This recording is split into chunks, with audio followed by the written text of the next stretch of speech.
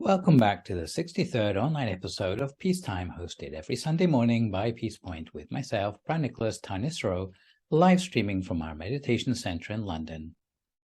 Last time you saw me, we looked at blessing number 21 on living with intention.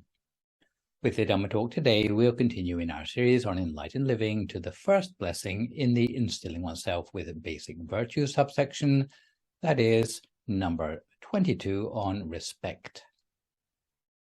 So today's session will run to about an hour and 10 minutes, starting with a 20-minute talk to define respect and its functions, then 30 minutes of meditation, and 20 minutes on spiritual and secular objects of respect in Buddhism. And I should disclose up front that some of the explanations on the importance of respectful attitude are ones I have already mentioned in the latter part of session A003 on the transmission of knowledge, from way back in April of 2020. In the sixth group of blessings seen over the last 3 sessions, we have already removed the weeds from the soil of the mind, ready for the seeding of virtues. At this point in our pursuit of virtues, in the 7th group of the blessings, known as the instilling ourselves with basic virtues subsection, we still need to till and fertilize the ground of our mind before seeding the virtues we want to cultivate. There is no seed that grows well on stony ground, and accordingly the first 4 of the 5 blessings in this subsection, respect, humility, contentment, and gratitude, are concerned with softening up the mind and making it more receptive to the seeds of Dharma, which are to be sown in blessing number 26, which deals with regularly listening to Dhamma teachings. The subject of respect which we are dealing with today is difficult to understand for many of us who grew up in an egalitarian society. Furthermore, there is a misunderstanding about the role of respect evident in accepted sources of self-help wisdom such as Tumblr, where many taken for granted slogans promote the idea that you only treat others with respect so that they will respect you in return, which is not really relevant to what I want to talk about today. It's more about the democratic idea of accepting diversity as long as it's harmless. It is even more suspect if, like Dennis Franz, apparently of NYPD fame, you are only respectful because you expect others to treat you with respect. I hesitate to think what would happen if that person's respect is unrequited. A second group of slogans justifies respect in terms of being good-mannered towards others, no matter how undeserving they are, because it reflects well on you. Although some of these slogans are, rightly or wrongly, attributed to the Buddha, again they seem to miss the point about respect that I'll be trying to convey today, and are more about maintaining good manners. And hopefully, as a result of today's session, we will see that having respect for someone goes a lot further and a lot deeper, and is more selective than merely treating them politely.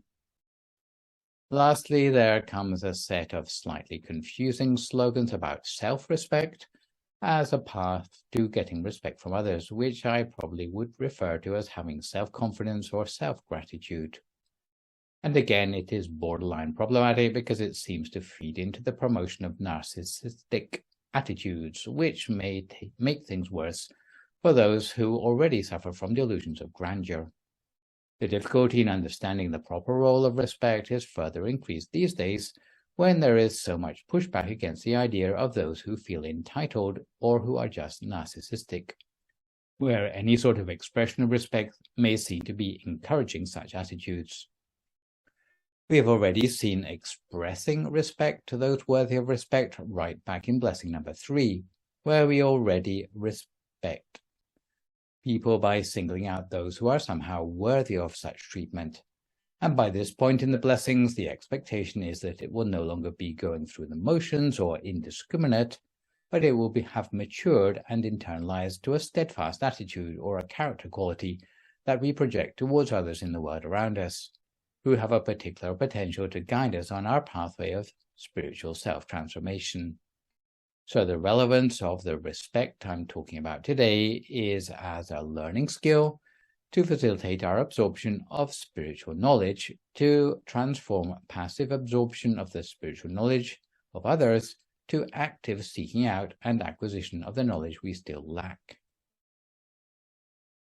In many companies, if you don't have the requisite skill set when you are interviewed for a new job, you will be turned away. In the old days, and I hope it hasn't changed more recently, the Dhamma organization regarded new volunteers as being of unlimited potential. If they didn't already have a skill when they started helping the temple, then they would be expected to pick it up as they went along. This was only possible because in our community it promoted an atmosphere where those with more knowledge were open-handed with sharing their expertise with those less knowledgeable, thereby facilitating the flow of knowledge to the newcomers. Similarly, many multi-billion net worth businesses such as Lucent or Cisco have discovered that an unsupportive learning environment actually costs them money. Sometimes in a company with 100 employees, one employee may find a way to work faster or make products better. Their discovery is such a good idea that really it should spread like wildfire throughout the company. However, without a special effort, it turns out that good ideas spread very slowly. Sometimes people are reluctant to learn because they have a personal dislike for the inventor. Sometimes they would prefer to compete or reinvent the wheel for themselves. The problem of sharing knowledge has given rise to a whole new management science called knowledge management. So let's see what we can learn from knowledge management to support a respectful learning environment for spiritual growth. And I've adapted principles from a 2012 book by Carla Odell and C. Jackson Grayson Jr. entitled If Only We Knew What We Know, the Transfer of Internal Knowledge and Best Practice. The book starts with the gruesome observation by Arthur C. Clarke that cave dwellers froze to death on beds of coal. Coal was right under them, but they didn't know how to recognize it, mine it, or use it in a way that could have saved their lives. This is one clear case of what you don't know can and will hurt you. In corporations, valuing innovation, failing to communicate knowledge can also be a matter of life and death, at least for the competitive potential of the corporation. So what I'll do today is apply some of the corporate practices for creating respect in the mind of the meditator, together with the negative consequences of overlooking these factors. First of all, the meditator needs to be open about the things they have not understood clearly. Otherwise, they will waste time in reinventing the wheel. Secondly, a meditation student needs to be able to admit their shortcomings. Otherwise, they will not be able to improve or learn from their mistakes. Some meditation students are afraid to ask those stupid questions when they haven't understood something. And this makes life hard for the meditation teacher who has to try to guess what the student needs to learn. Failing to ask in this way means that the teacher ends up communicating their ideas ineffectively, and the students will end up competing with one another. Students need to focus on the good in the teacher and the tradition, otherwise they will have a reduced ability to absorb the knowledge. If students concentrate on finding fault with everything, they will end up learning only overt aspects of the knowledge rather than the unspoken role model that the teacher is exemplifying. If the students show enthusiasm for learning and make themselves helpful to the teacher, even on a subconscious level, the teacher themselves will become more enthusiastic and effective at sharing the entirety of what they know. If the meditation students make the effort to conjure up the mood they need to sit down and meditate, they will manage to reach beyond passive learning and achieve active learning. Finally, the meditation student needs to put in sufficient time to learn meditation. Otherwise, they will not have enough time to get the new ideas meditation involves. This is why we try to create an atmosphere where we can help each other to learn and where learning is not just osmosis from teacher to student. The transmission of subjective knowledge is in many respects like the transmission of data signals more generally. Like for an analog television broadcast, there are many reasons why the results we get from our meditation may not be faithful to the original. To start with, reasons that are closest to hand, the reasons to do with the student themselves, even if the knowledge is there for the learning. If the student fails to let go of old misunderstandings or fails to open up to new knowledge that is being taught, they'll be unable to learn from the teaching. A good student needs to be active in the search for beneficial things in the new knowledge they learn, and this is what we mean by respect from the point of view of a student. Secondly, the student who is still a beginner has to rely on a teacher to guide them, rather like the wooden stake planted next to a sapling tree to help protect it from wind damage, until one day it will be strong enough to withstand the wind on its own.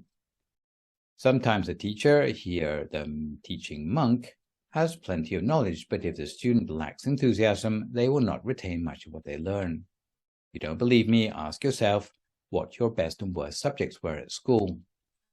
You often find that the worst subjects correspond with the teachers who you didn't personally like. Your best subjects would correspond with the teachers that you did like. Consequently, you can see that even the warmth of your relationship with the teacher can affect how much you learn. This is what we mean by respect or appreciating the good qualities of a teacher.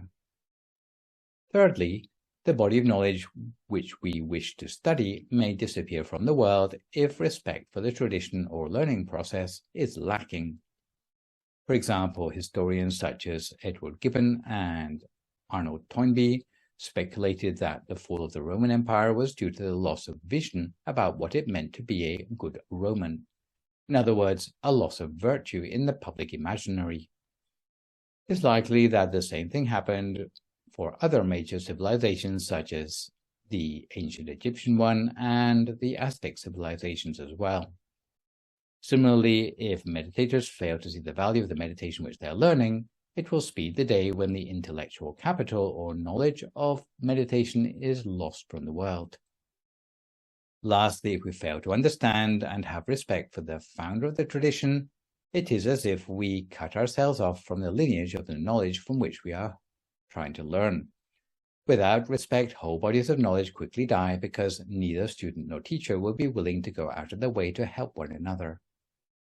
The death of knowledge is the death not just of altruism, but also of that civilization as well.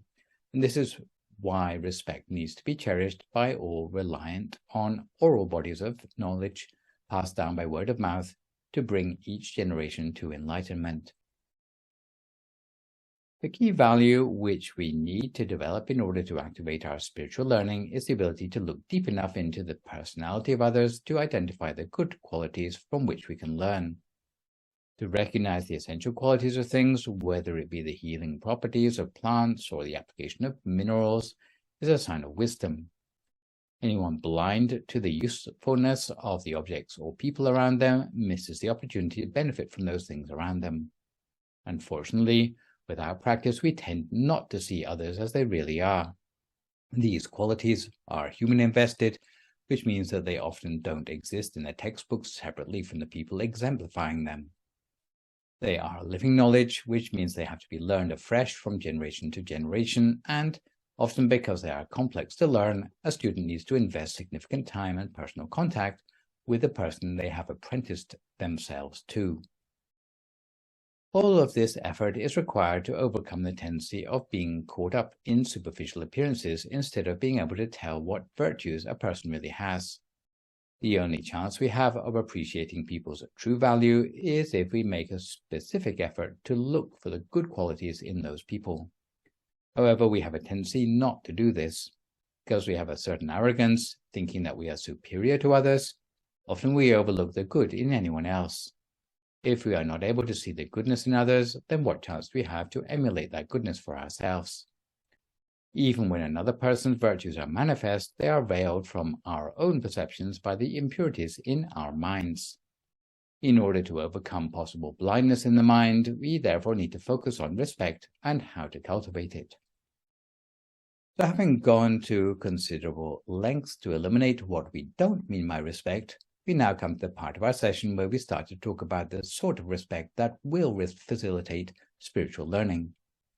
Respect, according to its Buddhist definition, means to open up sincerely to the ways in which others are, in truth, more valuable or important than ourselves. It means voluntarily expressing sincere and humble praise deserved by others through body, speech, and mind, whether we are in their presence or not, as a way of showing that we appreciate their goodness. Such a definition helps us not to confuse respect with its near neighbor expressing respect, that we have already looked at in blessing number 3. Such behaviors as bowing may be sincere, but they are often not. A soldier's salute, for example, doesn't mean they have respect for a senior officer. The key factor which makes respect useful in the cultivation of virtue is the attitude behind the respectful behavior. Having emphasized so much on the attitude of respect, the reader might be tempted to think that expressions of respect are superfluous and having respectful thoughts is enough. However, expressing respect is also useful in itself, because it helps to reduce one's selfish views, cultivates humility, and lends value to the cultivation of virtue in any society. For a young child, taught from an early age to bow in respect to monks, parents, elders, and teachers, in the beginning it may be an automatic response out of the child's blind faith or obedience. However, when expressing such respect becomes habitual, later in life, when the child is older and more reflective, it will start to ask itself the question, what's so great about my parents or teachers or spiritual teachers that makes them worthy of such respect? And at that time, the child will start to look for the virtue in those people, which will be the fully fledged attitude of respect. Respect is also easy to understand if we say that it is the opposite of finding fault with others. If you look at the epistemology of the word respect, then you will find it's made up of 2 parts, re and spect. Spect means to look. Re means to do something again. Putting the 2 parts together, the meaning of the word respect is to look at something a second time, but specifically to find the good qualities of something that we are looking at. There are 6 reasons we show respect, which includes supporting us to look for good in a person or a thing, reinforcing the goodness in other people, or at least forcing them to re-examine whether they deserve such respect, perpetuating humane culture, reducing our own selfish views, training ourselves in humility and human relations more generally, which is enabling us to get along with other people, and publicizing the goodness of ourselves and the person who is on the receiving end of your respect. If a person to whom we have paid respect feels embarrassed by the respect because of their lack of virtue, before long they will feel motivated to improve themselves. For example, teachers often forget that their duty consists of 2 parts, both of which need to be fulfilled in order to qualify for the respect of their students. The first duty of a teacher is the duty to explain, in other words, to teach a subject in theory. But with this comes a second duty to exemplify, especially the ethical red lines concerning the subject which they teach.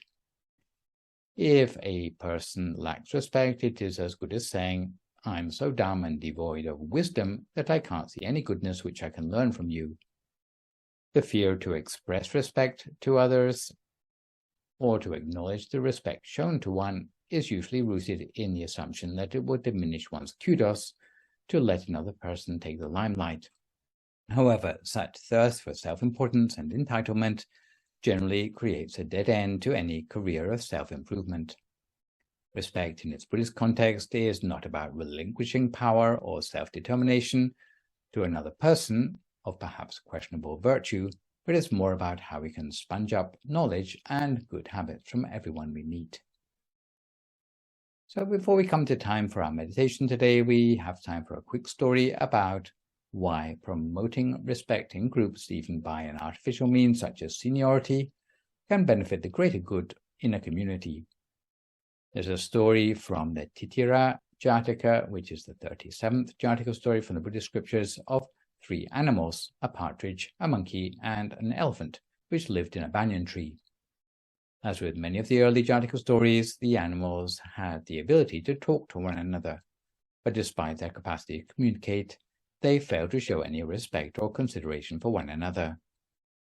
The elephant thought it was the best because it was the biggest. It would scratch itself against the tree so roughly that all the other animals would fall out of the tree. It would also trumpet so loudly that it would wake up all the other animals. The monkey was no less inconsiderate.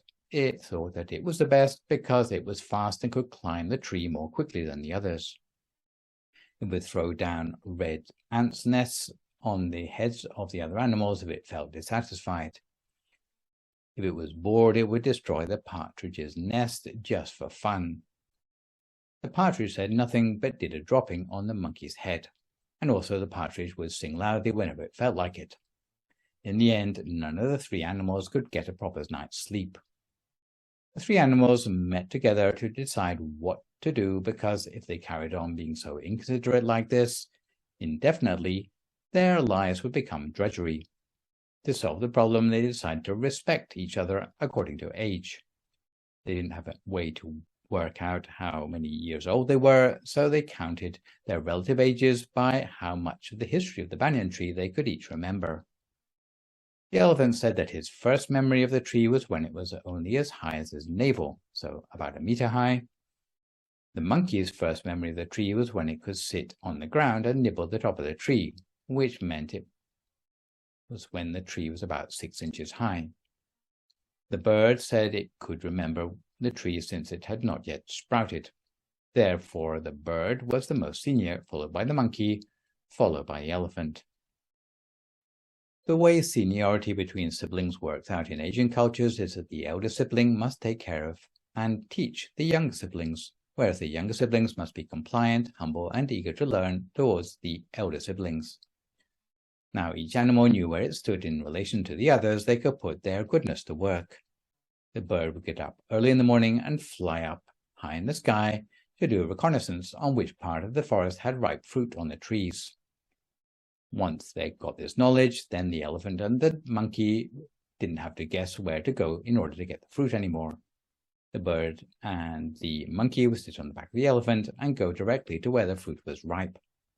Now, instead of the elephant having to wait for the fruit to drop, the monkey would climb the tree and collect the fruit for the other two.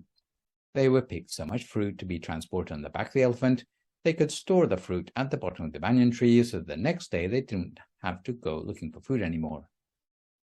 As a more general principle, the benefit of respect according to seniority in bringing forth the goodness in every person, even in the monastic community, it is this principle that allows for the cooperation and sharing of knowledge too. So now that we are a little bit more well-informed about the benefits of respectful attitude, let's settle ourselves down for 30 minutes of meditation, which today is a recent live recording of Homecoming for the Mind. If at this time you would like to find a comfortable sitting position for yourself as you listen to my guidance.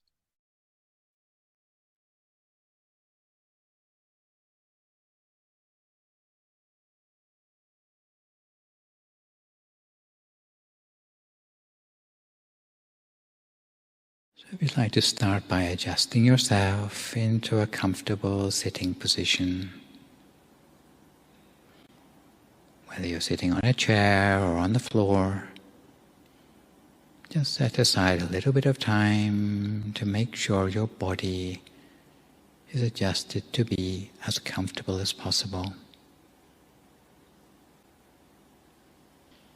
Try to keep your back fairly straight, but adjust your posture so that you're in a position by which you feel you could sit for a long, long time without needing to move around too much.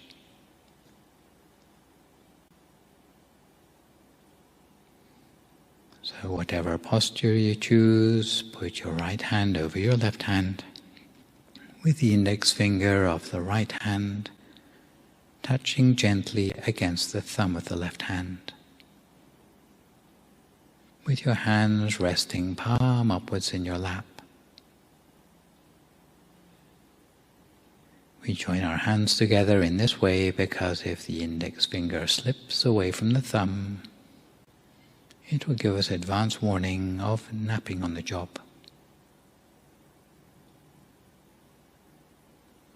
And we breathe deeply to ourselves. We allow ourselves to feel the breath softly making its way through our nostrils, through our airways, to the space within our belly. Breathing deeply to ourselves, we feel the air filling our lungs slowly, expanding our chest, leveling our shoulders. From there we exhale slowly and gently. And as we breathe out, we may feel that our entire body is becoming settled, relaxed, and content. And we might regard meditation as the opportunity for our mind to make its way back to its true home, to the place where it belongs, the source of our own inner peace. So we start by closing our eyes very gently, in the same way we'd close our eyes to go to sleep. The way we close our eyes should be in such a way that we don't close our eyes too tightly, with no pressure on our eyelids, never squeezing our eyes shut. In effect, we allow our eyelids just to droop. And this is the very first step on a journey of homecoming for the mind. From there we bring our attention back to become aware of the sensations within our body, simply by observing our sitting posture, taking a little bit of time to adjust it to perfection, just in case any part of us is feeling blocked, tense, or tight. And we continue to adjust our body until our circulation is unimpeded from top to toe. And once we find ourselves relaxed in our sitting posture, we can relax further by releasing tension in every single muscle of our body. And to this end, we scan down through our body, starting at the top of our head, as we bring our attention back to relax it there. Move our attention down to relax our forehead, down to our eyes, nose, through both of our cheeks, all the way down to our chin, feeling that the muscles of our entire face have become relaxed. We allow that tide of relaxation to move down through the back of our head, into our neck. We allow the relaxation to spread down through both shoulders, along both arms, to our hands, until we can feel any tension dissipated from our fingertips. We continue on down by turning our attention to relax our chest. We allow the stream of relaxation to move down through our abdomen, through our legs, all the way down to the tips of our toes, until we feel satisfied that our entire body feels as relaxed as it can be, with every muscle loosened up completely and feeling at ease. And we'll be able to tell when our body is truly comfortable because it will feel spacious on the inside. It will feel as if the boundaries of our body have gradually disappeared and everything seems to become alive spacious and refreshed.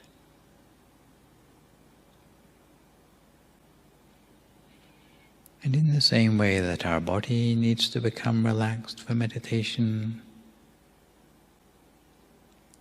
we also need to free the mind of any worries, frustration, irritation, or any of the problems that we might be keeping suppressed,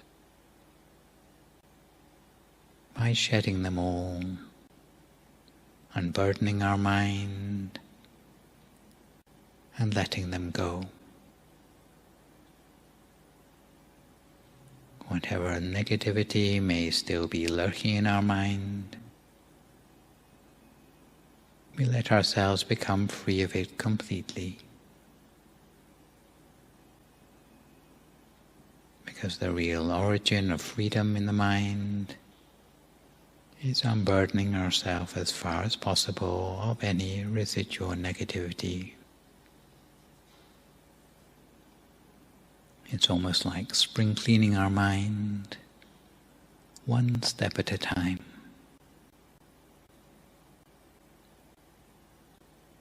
And as the negativity disappears little by little, there will increasingly be a space within the mind for peace, purity, happiness, and wisdom to arise.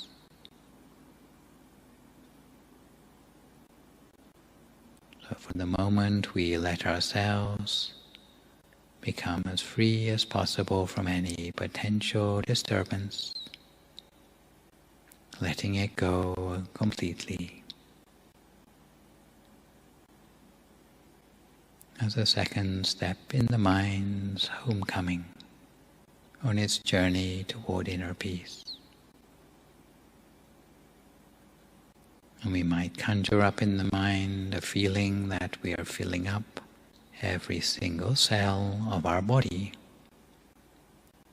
with a feeling of joy, serenity, and happiness, until that feeling seems to pervade every last cell of our body. At the same time, we empty our mind of all thoughts, engaging instead with our feelings, our sensations, and our awareness. And we gently gather together all our awareness, sensation, or consciousness in an area somewhere around the center of our abdomen.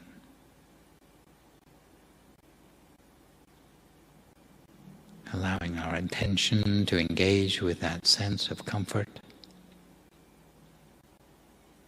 And if we ever lose touch with that sense of comfort, we can gently make an adjustment at any time to return ourselves to the best state of relaxation that we can manage.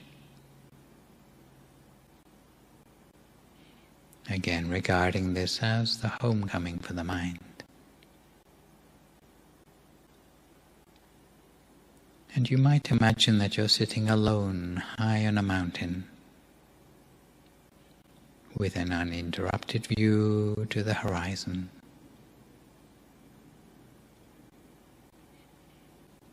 Although you're sitting alone, but you don't feel lonely. Alone but content.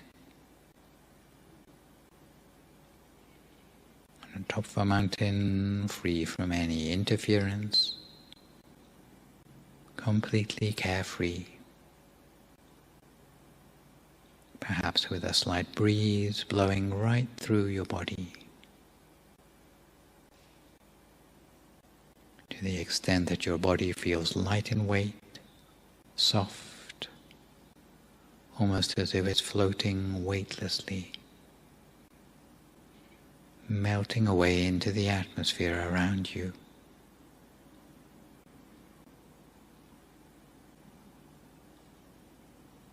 Until the sense of relaxation from the inside seems to be continuous with the carefree surroundings that extend away all the way to the horizon.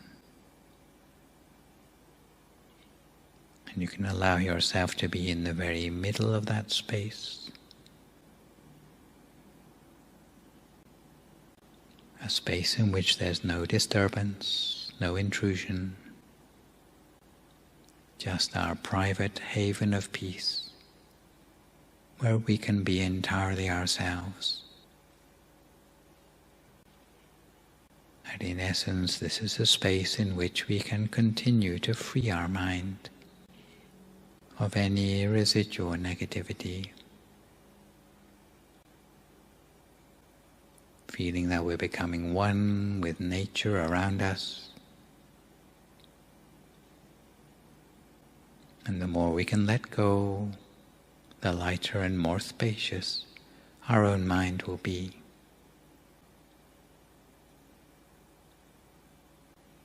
Until we can feel the center of that space within ourselves as the true home of the mind.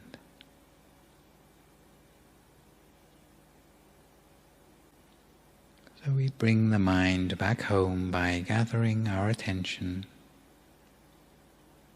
and letting it gently rest in our center space within the body.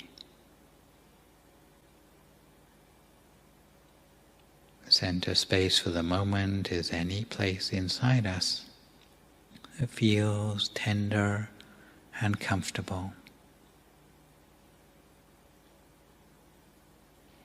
And we can place the attention there as gently as we can.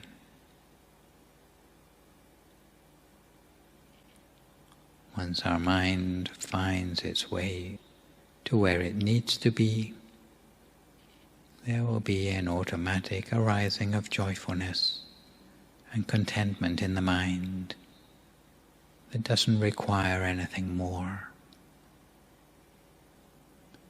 Our internal sensations will be ones of satisfaction and feeling replete. And all we need to do is maintain our awareness of that comfort as a sense of inner peace, which gradually emanates from within and enfolds our own mind, embraces our consciousness with a light and gentle feeling that this is where the mind truly belongs, that this is where true peace and purity can arise. And our job as a meditator is simply to maintain our mind, our awareness at this point, allowing our true nature to become full of peace and positivity. The feeling it gives us will be one of being unblemished and pristine, clarity and purity. And all we need to do is maintain our awareness within this center space for a few moments longer, letting it merge with that inner space. If you feel that you need some sort of anchor for the mind, you might like to slowly visualize some sort of bright inner image. Perhaps something as light as a bubble within yourself. A bubble that is crystal clear, floating free and weightlessly at the center of yourself. And you might imagine that a similar bubble settles at the center of your body, delicate and fragile.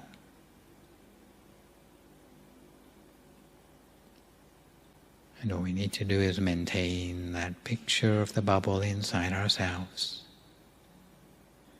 with the gentlest possible attention.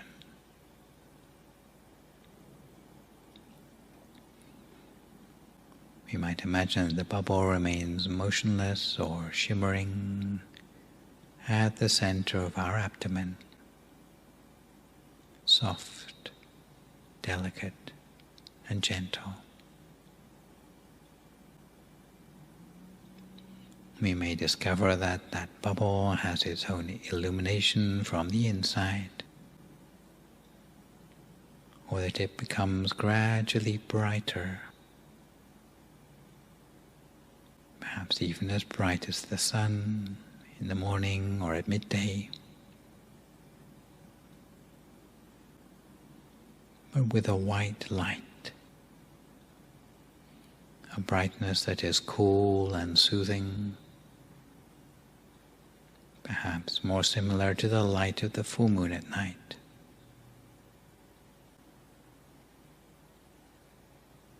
And it's a brightness that comes with a sense of peace and a feeling of ease, with a sense of illumination from the inside, from the center of ourselves. And all we need to do is maintain our awareness, the feeling and sensation at the center of that inner bubble,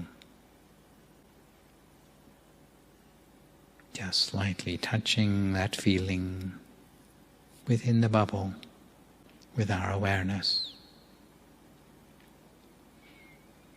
while keeping our mind calm, still and relaxed, keeping the mind focused in stillness, softly and gently. It's not unusual for the mind to wander or get tangled up in thought. But if this should happen to you, if you start to have wandering thoughts, don't try to stop yourself from thinking. Just slowly guide your feeling or the focus of your awareness back to the bubble again. Always softly and gently, bringing the attention back to the center for however many times it takes, for the mind to start to stay centered, almost by second nature.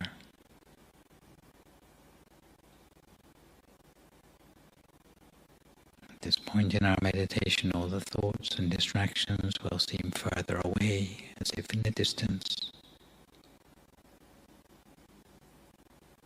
And all we have to do is simply observe the true nature of peace and tranquility,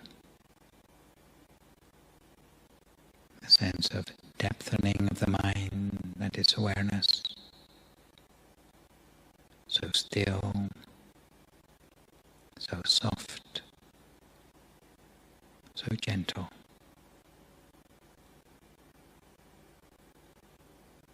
And at this point, all we need to do is observe, no matter what we may feel, see, or experience in our meditation.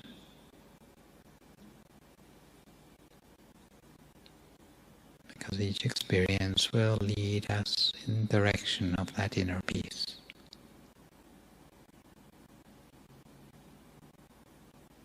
Just observing whatever feeling or whatever visuals we may see with a still mind. We continue in this way, lightly and gently observing at the center of our body for a few more moments in silence until we come to the appropriate time.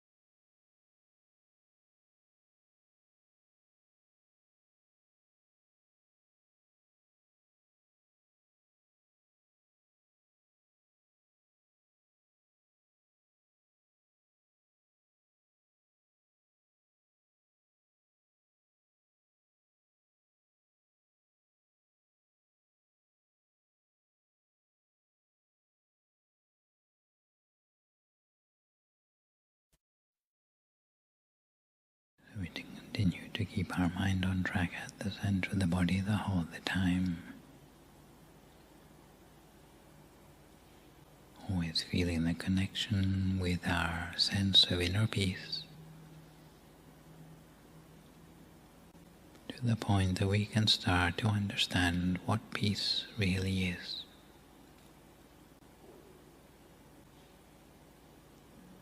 We start to have a feeling of confidence in the capacity of human nature to put itself in touch with that inner sense of peace, in a way that we feel the sense of shared humanity with everyone else throughout the world. So we continue to check in with ourselves, continue to check in with a sense of peace and harmony and serenity within ourselves, in a way that strengthens our determination to look for that sense of common humanity in our work, in our lives, in our relationships, to bring out a sense of integrity and virtue in every place. But for now, we just keep our mind in stillness at the center of ourselves, softly, gently and continuously,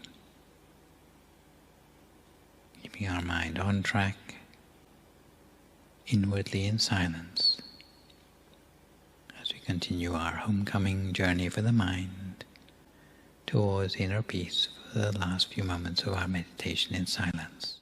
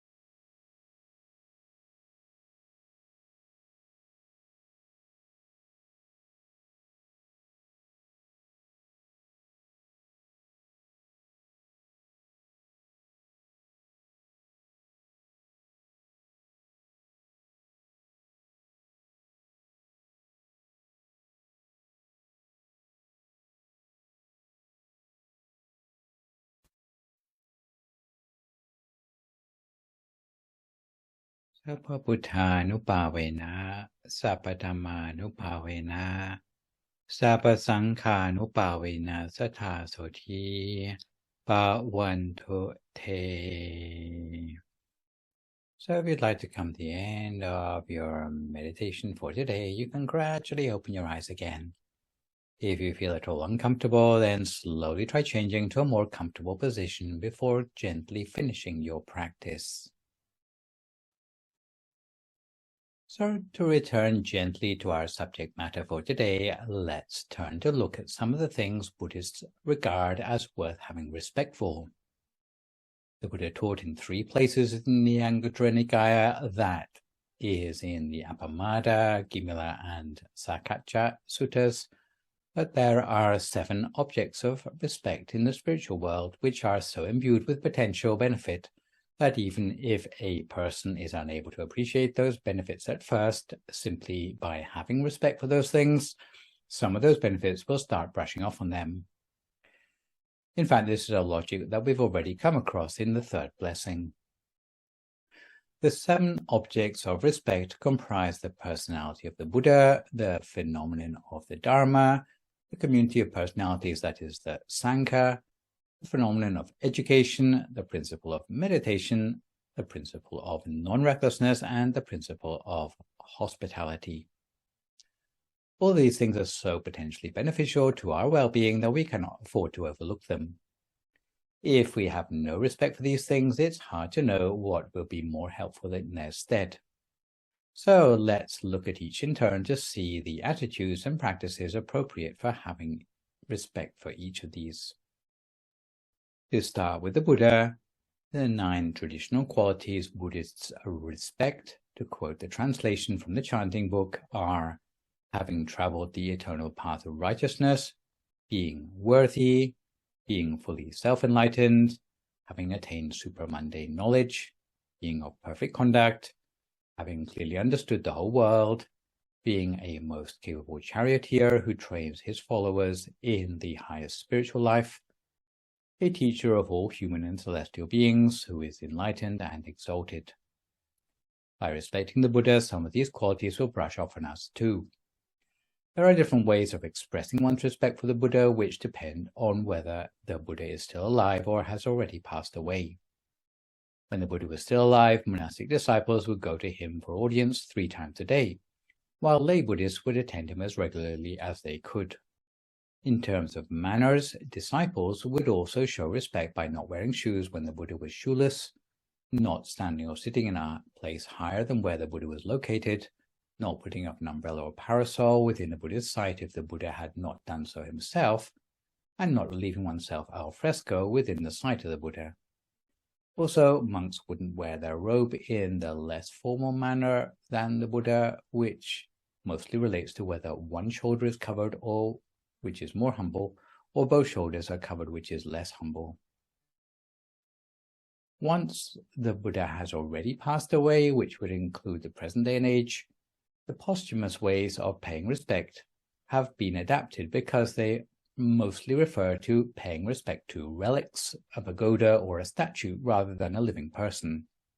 So ways of paying respect to the Buddha posthumously may include respecting a pagoda containing the Buddha's relics, conducting a pilgrimage to the 4 holy sites of Buddhism, or Sanvejaniya Satthana, which comprise a grove in modern-day Nepal, where the Buddha was born, Bodh Gaya in northeast India, where the Buddha was enlightened, Sarnath in northeast India, where the Buddha gave his first sermon, and Kusinaga in northern India, where the Buddha passed away into nirvana. The Buddha stated in the Digha Nikaya that anyone making the pilgrimage to the 4 holy sites of Buddhism with faith in their hearts would go to heaven at the end of their life for sure.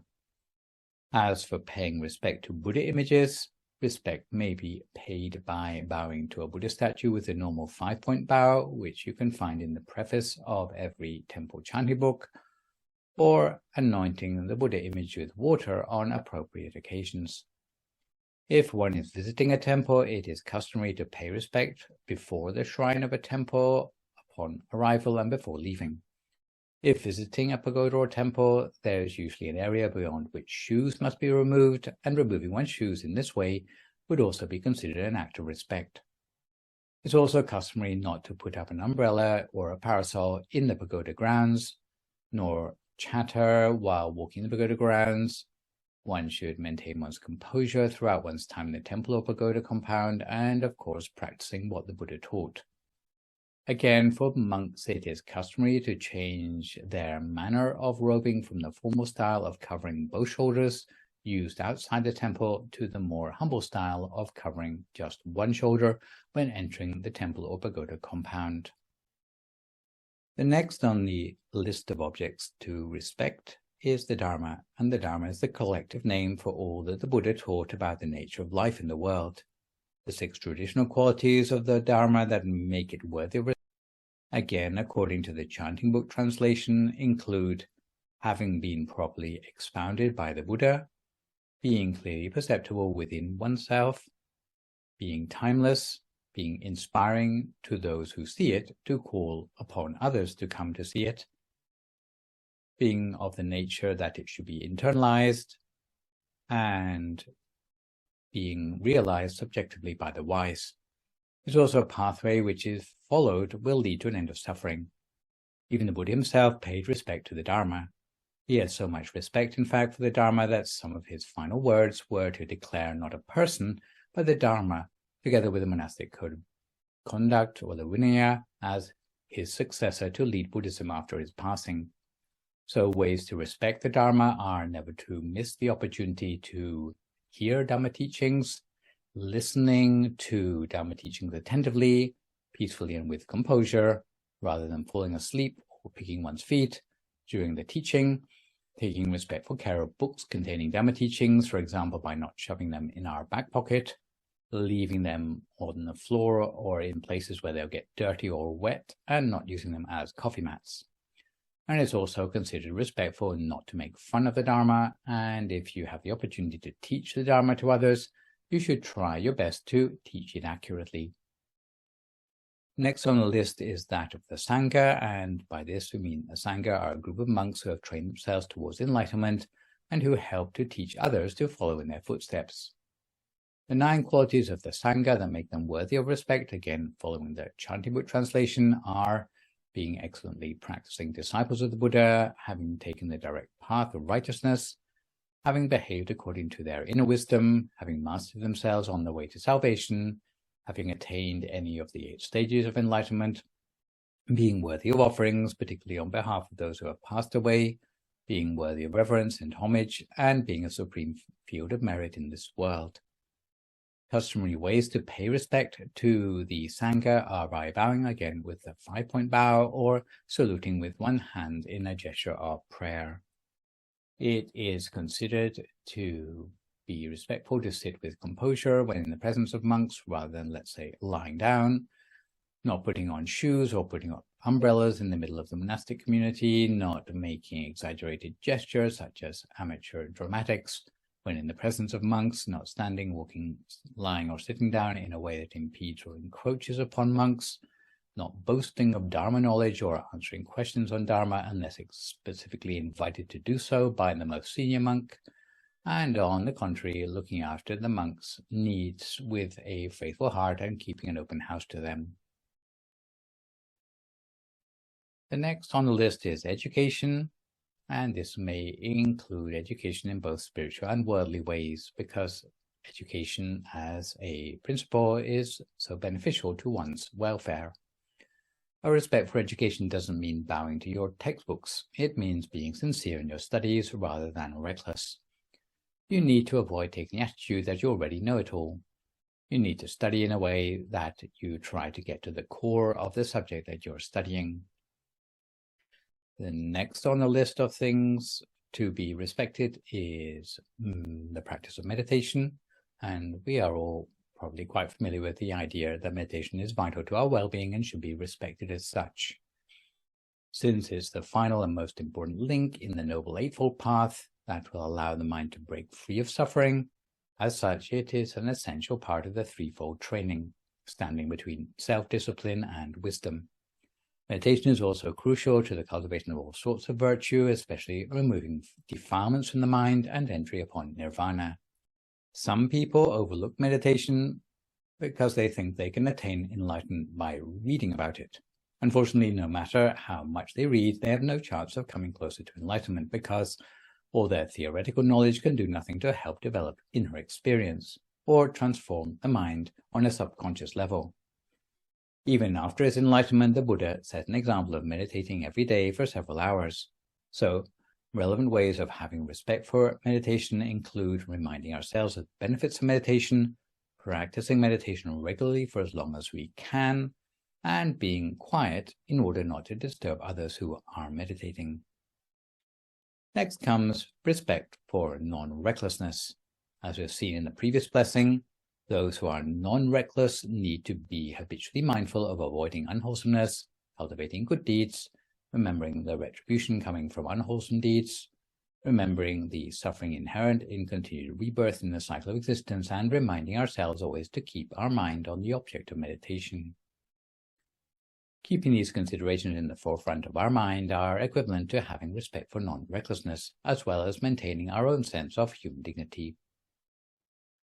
Last on the list is respect for hospitality, which means helping guests overcome inconveniences experienced as a result of being away from their own home. You can consider hospitality to be a very practical application of compassion towards others. Guests visiting us can provide a great opportunity to exercise respect for hospitality. Of course, we should be friendly and supportive to guests, but further than that, it means enabling everybody in our circle of influence who might receive guests in our place whether it be our children, our employees, or our home help. Thai people are so hospitable in looking after foreign visitors, even those who are strangers to them. They'll often even do something like getting off their own bus and getting on a bus in the opposite direction in order to take a tourist to their destination that they require. As we've seen in Blessing 17, it's also customary to give up their own beds and sleep on the floor rather than let a guest sleep on the sofa. Hospitality is very important if you want to become a pillar of society. And hospitality, as it's described in the Anguttara Nikaya, distinguishes between material and spiritual hospitality. Material hospitality, or Amisa Patisantan, conforms with our conventional definition of meet and greet and means providing guests with the material things they lack, whether it be a tube of toothpaste or a guest's towel. The second part of hospitality, referred to as spiritual hospitality or Dhamma Patisantan, means talking about things that are useful for the guest's spiritual transformation instead of just engaging in small talk. Hospitality is the final item on the list of 7 things to be respectful about, and since the most important item usually occupies the final place in any Buddhist list, our teacher in Thailand, the Venerable Tachibo, claimed that if we can practice hospitality, it will open the way for us to respect non-recklessness. If we can practice non-recklessness, it will open the way to practice respect for meditation. If we can practice respect for meditation, it will open the way to us to practice respect for education. If we can practice respect for education, it will open the way for us to practice respect for the Sangha. If we can practice respect for the Sangha, it will open the way for us to practice respect for the Dharma. And if we can practice respect for the Dharma, it will open the way for us to practice respect towards the Buddha. If we're able to cultivate respect for all the 7 objects I mentioned before long, we'll be able to gain the ability to see the virtue not only in these objects, but in everything and everybody around us in the world, whether those things are of a spiritual nature or not, and we will gradually overcome the habit in ourselves of finding fault with others. In daily life, it's not only the 7 spiritual objects which deserve to be treated with respect. Since benefits exist in many forms, even in the mundane world, the Buddha advised us additionally to have respect for certain secular personages, especially if those people are themselves respectful towards the 7 spiritual objects of respect that I've already mentioned. Such secular objects of respect might include monarchs or national leaders established in the 10 virtues of a monarch that we've already seen in Blessing 16, parents, or at least a good part of the parents that is virtuous teachers and preceptors, elders, older brothers or sisters, and younger brothers or sisters if they have exceptional virtue. Appropriate ways to express respect towards these secular objects of respect might mean making way to let that person pass, standing up to receive that person, and greeting them with a culturally appropriate body or hand gesture. To finish off with today, I'd like to leave you with a couple of scriptural examples that illustrate why it is important to respect people for the 99% that is good, rather than finding fault with the 1% that is imperfect. The elder monk Sariputta, who was second only to the Buddha in terms of wisdom, still had certain faults remaining even though he was already enlightened. When he led other monks on alms rounds, sometimes instead of using bridges to cross canals in his path, he would leap across the canal. If he led a group of monks on a Dhutanga pilgrimage, he would like to set up camp for the night, not on ground level, but at the top of a tree. Some people were curious and asked the Buddha, with all these strange habits, is it really true that Sariputta is enlightened? The Buddha confirmed that Sariputta was really enlightened. Unsatisfied, they asked, then how come Sariputta still jumps across canals and camps at the top of trees? And the Buddha replied, although Sariputta is enlightened, there are some deeply ingrained aspects of his character that his enlightenment has not changed, because previously he was born for many lifetimes as a monkey. Similarly, there was another enlightened monk called Bilinta Vacha, who, whenever he met someone, would greet them with the words, "You peasant," or "Vasala." If you weren't actually a peasant and you got called a peasant every day, it might get rather irritating, even for the most patient of people. Even aristocrats and kings weren't spared the peasant treatment. Many people asked the Buddha if Pilnavacha was really enlightened or not, since he seemed to be so insulting to everyone he met. The Buddha again confirmed that Pilnavacha was indeed enlightened, but like Sariputta, he had certain deeply ingrained aspects of his character because he had been born only as a king and as an emperor continuously for many previous lifetimes. The moral of the story is that even when a person has become enlightened, it is still possible to have faults. So what about humble likes of ourselves who have still not made such progress in our Dhamma practice? With this in mind, it's better to remain respectful for the overwhelming proportion of goodness in a person rather than focus exclusively on their minor proportion of faults. So this session I have introduced to you Blessing 22 on having respect.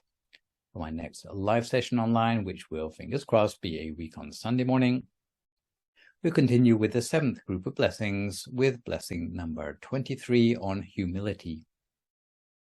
For good measure, I'd like to remind viewers you can email your questions about meditation or what you've heard in the lecture to the email address that you can see spelled out in the slide, and I'll do my best to answer these on my next session. In the meantime, try to avoid recklessness or complacency as we continue to deal with the knock-on health and social effects of the pandemic.